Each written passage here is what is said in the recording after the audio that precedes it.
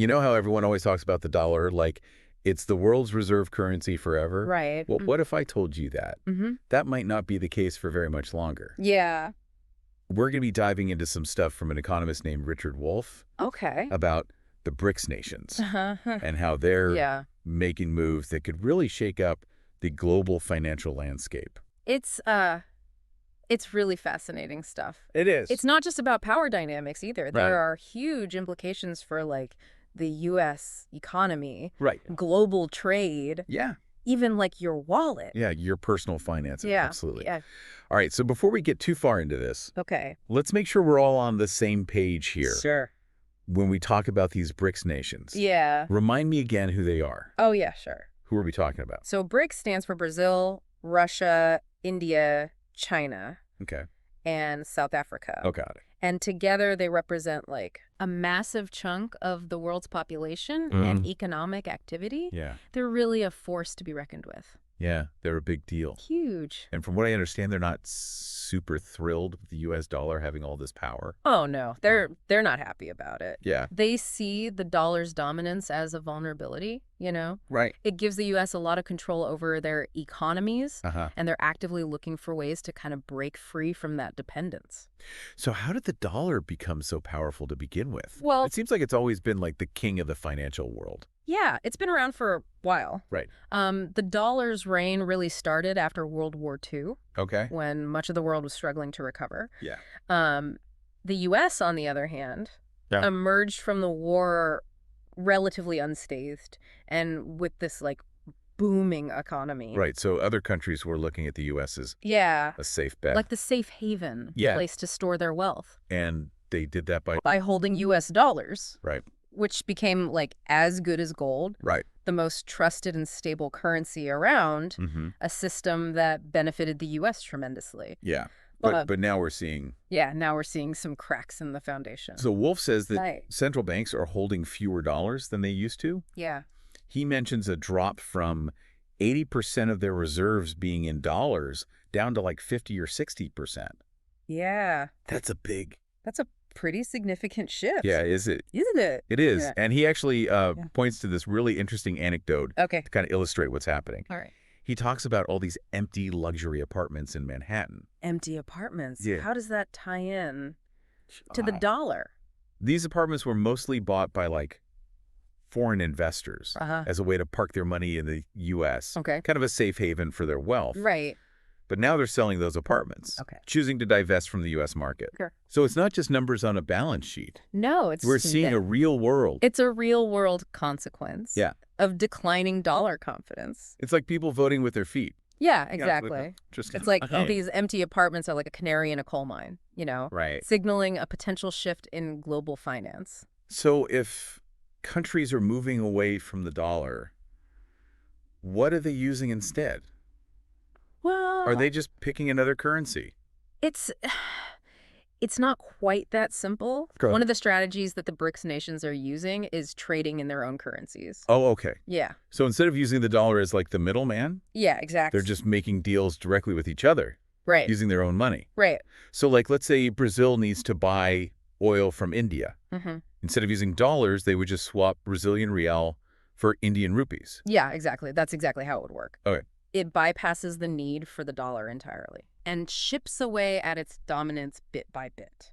That's a really interesting way to do it. Yeah. Yeah. It's like they're creating this whole parallel system. That's a great way to put it. Yeah. They're laying the groundwork for a world where the dollar isn't the only game in town. Right. And Wolff actually goes even a step further, suggesting that the BRICS nations are actually actively discussing the creation of a new global currency. Hold on, like their own global currency? Yeah. That would be a huge... It would be a huge development. Fulfillment. Yeah, and while the dollar still holds a lot of power, yeah, the fact that this is even being discussed shows how serious they are about diversifying away from this, like, U.S.-led system. It makes you wonder how the U.S. would react if all of a sudden there's this global currency backed by the BRICS nations. Well, the conflict in Ukraine has given us kind of a glimpse of how the U.S. might leverage its financial power. They froze hundreds of billions of dollars in Russian assets. Yeah. Held in Western banks. That was a It was $300 billion. It was a big move. It was a big move. Yeah. Yeah. And I'm guessing Russia probably wasn't too happy about that. No, they were not happy. What did they do? They responded by seizing U.S. and European assets within Russia. Yeah, like tit for tat. Exactly. It was this tit for tat that highlighted the potential for, like, economic warfare as these global power dynamics shift. Yeah, it's like they're playing a financial game of chess. That's a great analogy. Right. The stakes are incredibly high. So let's unpack this a little bit. Okay. What are the potential consequences for the U.S. if the dollar loses its dominance? It's not a simple answer. It could mean a weaker dollar, higher interest rates, a potential decline in, like, U.S. economic influence. Yeah. You know? But wouldn't a weaker dollar also make U.S. exports more competitive? That's true. Right. It could boost certain sectors of the U.S. economy. Right. However, it could also lead to, like, higher prices for imported goods. Right. Which could impact consumers. Yeah, so there's a potential upside for businesses. Yeah. But maybe at the expense of the average American. It's a complex equation. Yeah. With both winners and losers. And that's just one piece of the puzzle. Okay, so we talked about potential downsides for the U.S. Yeah.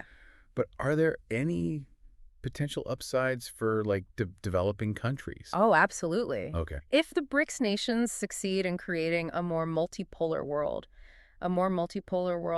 could level the playing field. Okay. You know? Right. Giving developing countries more autonomy and a fairer share of the global economic pie. So it's not just about economics. It's about power. Power dynamic. Who gets to call the shots? Yeah, who's really running the show. Exactly. Yeah. It's about creating a system that's less dominated by, like, a single country. Right. And more inclusive of, like, diverse perspectives. Right. And that could have ripple effects on everything. Yeah. From trade to diplomacy, international relations. It's a lot more than just, like, financial debate. It is. This is like a potential really pivotal moment in history. You're picking up on something crucial here. Yeah. This isn't just about, like, abstract economic theories. Right. It's about a fundamental shift in the way the world works. And it's happening, like, right now? Right now. Yeah. As we speak. It's amazing. It raises a critical question for all of us. Yeah. How will we navigate this new landscape? Right. And what role will we play in shaping the future? That's a great question. Yeah. But before we get too far down the road, let's talk a little bit more about what this could actually mean. Yeah, let's get down to the nitty-gritty. Yeah, for you and me and everyone listening. Of what this could mean for our everyday lives. Yeah, exactly. So picking up where we left off. Yeah, let's talk about how this potential shift away from the dollar could affect our wallets. Yeah, let's make this real for people. Yeah. You know, we've talked about all this global stuff. Yeah, the big picture. What does it mean for the average person? Right. Well, for starters, a weaker dollar could lead to higher prices for imported goods. Okay, so, like... Think about everything from electronics, clothing, to food. So that morning cup of coffee could get more expensive. Exactly. If those beans are coming from overseas. If those beans are coming from overseas, that's right. Yeah. And it's not just about coffee. Right. A weaker dollar could make it more expensive to travel abroad, too. Ugh. That's a bummer. Yeah. I was hoping to finally take that trip to Europe. Yeah. Oh, well. Might just require a little more saving up. True. But beyond those everyday expenses, there are some, like, bigger potential consequences. Okay, like what? Well, if the dollar's dominance fades, it could become more difficult for the U.S. government to finance its debt. Because other countries might be less willing to hold U.S. Treasury bonds. Right, and that could lead to higher interest rates, which would have a ripple effect throughout the entire U.S. economy. I'm guessing that's not good for things like mortgages and car loans. Unfortunately. Right. Higher interest rates mean higher borrowing costs for everyone. Yeah. It could also slow down economic growth. Right. And even lead to job losses. Wow, this is starting to sound kind of scary. Yeah. Are there any, like, potential benefits? Yeah, that's a good question. For the average American? Yeah. In a world where the dollar isn't calling all the shots? It's important to remember that change often brings both challenges and opportunities. Okay. For the U.S., this could be a chance to reevaluate its economic policies. Okay. And focus on strengthening its domestic economy. So like invest in things like infrastructure and education. Exactly. Renewable energy. Precisely. These are all areas that could help make the U.S. economy more competitive in a changing global landscape. Yeah. It could also lead to a more balanced and sustainable economy in the long run. Because like we'd be forced to play to our strengths. Yeah. Instead of just relying on the dollar. Exactly. And who knows, it might even lead to some positive innovations and advancements. Right. That wouldn't have happened otherwise. Yeah, that's really interesting to think about, like, how this could reshape not just the global financial system, right, but the U.S. economy itself. It is a reminder that nothing stays the same forever. Right. Sometimes even the most powerful systems need to adapt to survive. So let's say this trend continues. Okay. And we see a move toward this multipolar world. What would that look like in practice?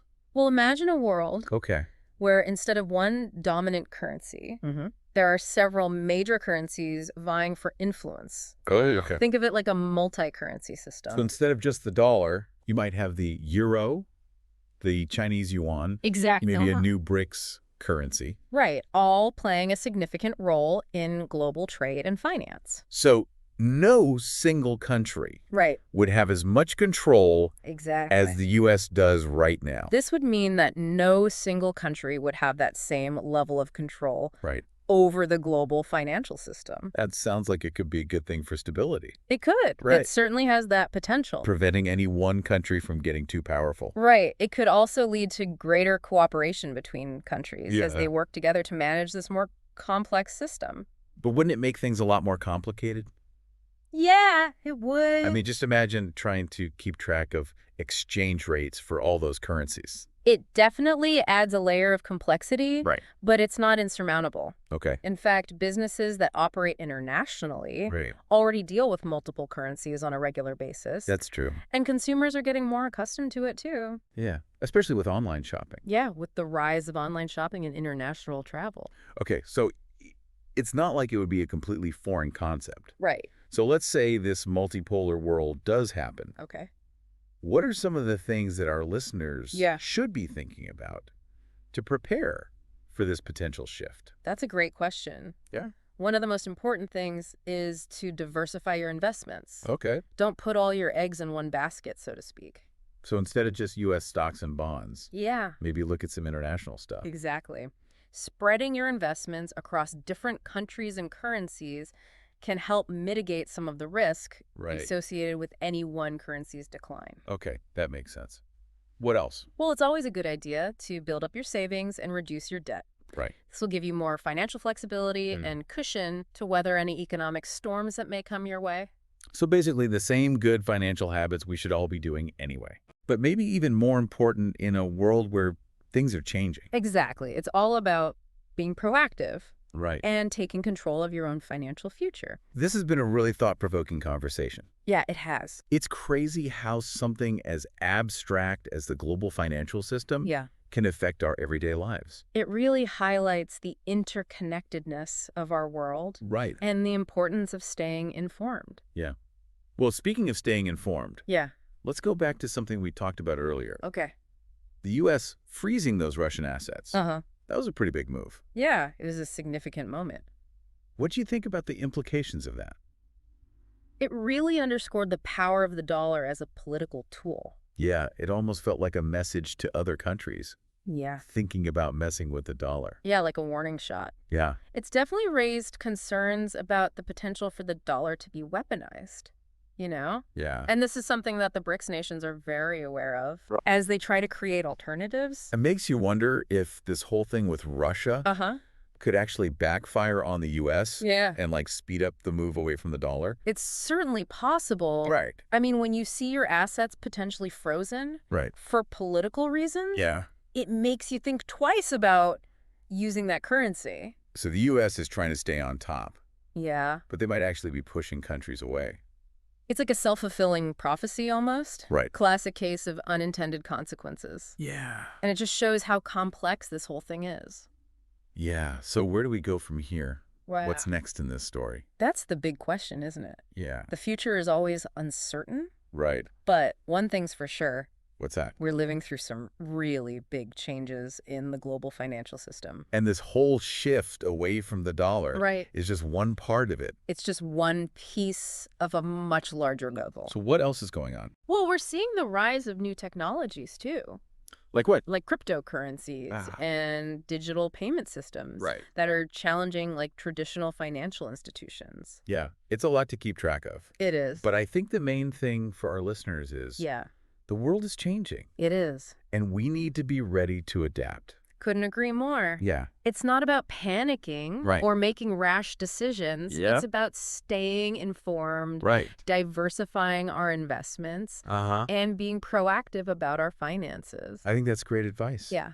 This has been a really interesting deep dive. It has. I feel like I understand so much more about what's happening in the world.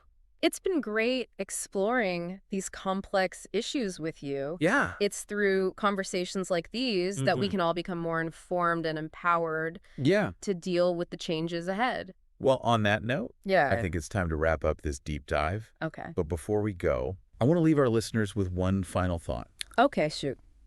If this trend toward a multipolar world keeps going, what could it mean for globalization? That's a great question. Yeah. And one that deserves some serious thought. Right. Could it lead to a more fragmented world? Yeah. With competing economic blocks? Right. Or could it actually lead to more cooperation and collaboration? Yeah. As nations try to find common ground? It could go either way. It really could. Yeah. These are the questions we all need to be thinking about as we navigate this new territory. Well said. Well, that's a wrap on this deep dive. Okay. Thanks for joining us. Yeah, thanks for having me. We'll see you next time for another deep dive. Sounds good. Into the topics that matter.